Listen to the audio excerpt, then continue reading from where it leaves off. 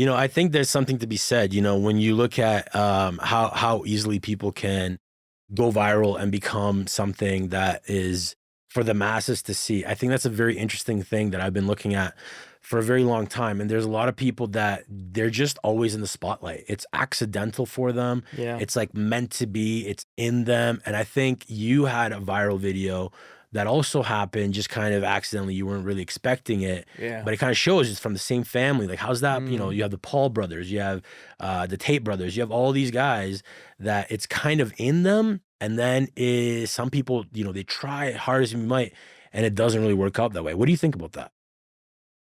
I think you nailed that, to be honest with you. I think that that is a very real thing.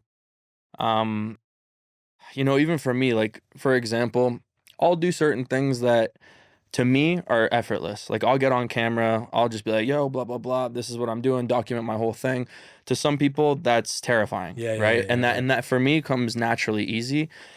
But I think that's also because I've been through a lot of loss in my life, personally speaking. And that amount of loss that I have been through has just been something that said, fuck other people's opinions. Yeah. And so for me, I can only speak on that from my perspective. Hmm. I remember when I was super young, 21 years old. I think off camera I was telling you this a little bit. Yeah. I had lost my girlfriend Sabrina to suicide. Yeah. And ever since that day, I remember just being like, I'm gonna do me. Like, Hmm. and I think, again, I don't know if that comes in naturally with what other people are doing, or like what you said, the Tate brothers, the Paul brothers, or whatever the case is. Hmm. But for me, it's more just like, man, you got one life to live, dude.